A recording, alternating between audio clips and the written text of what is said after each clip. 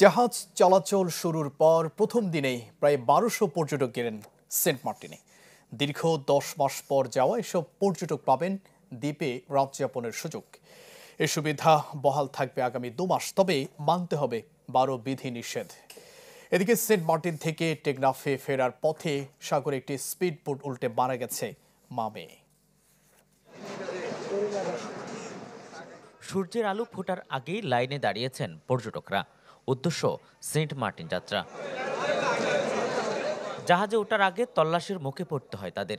এতে দেখা হয় কোনো পর্যটক ব্যাগে প্লাস্টিক পণ্য বহন করছে কিনা। এরপরই মৌসুমের প্রথম পর্যটক দল নিয়ে যাত্রা করে জাহাজ। পর্যটকরা বলছেন দীর্ঘদিন পর হলেও দ্বীপে যাওয়ার সুযোগ পেয়ে খুশি তারা। তবে আগামী মৌসুম থেকে আগে ভাগে অনুমতি দেওয়ার দাবি তাদের। নতুন এবং ফিরে আসা গ্রাহকদের জন্য নগদে চলছে ক্যাশব্যাক সহ প্রতিদিন হাজারো উপহার জেতার সুযোগ। হবে আশা আর ফেরা, সারপ্রাইজ সেরা। খুবই এক্সাইটেড, আমিও ফার্স্ট টাইম যাচ্ছি। আর ফার্স্ট টাইমই যেই আমাদের সেন্ট মার্টিনের যে বিশুদ্ধ পানি, প্রাকৃতিক সৌন্দর্য, এটা উপভোগ করতে পারবো। তো একটা ট্যুরিস্টকে যখন ট্রাভেল পাস দেওয়া হয়, তারপরে যখন জানতে পারি আমরা লঞ্চ ছাড়া আগ মতো জানতে পারি সেই লঞ্চ যাবে না বা সেই শিপ যাবে না, এটা তো আমাদের জন্য বড় এক প্রকার হয়রানি। প্রথম দিনে ৩টি জাহাজে ১১৭৪ জন পর্যটক দ্বীপে গেছে। সকাল ৭:৩০টায় রওনা দেওয়া জাহাজ দ্বীপে পৌঁছায় দুপুর ২টার দিকে।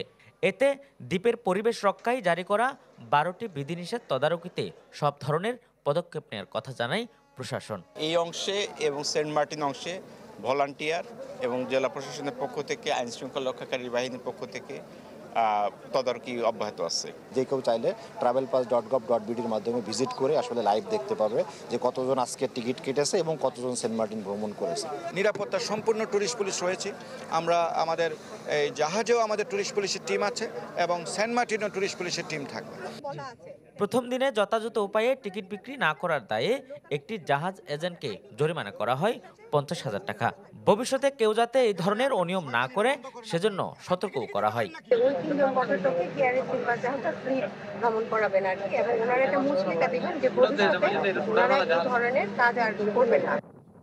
তবে দীর্ঘদিন পর পর্যটক যাওয়ায় উচ্ছ্বসিত দ্বীপবাসীর জন্য দুঃসংবাদ নিয়ে আসে একটি দুর্ঘটনা, যেখানে মা মেয়ের মৃত্যু হয়।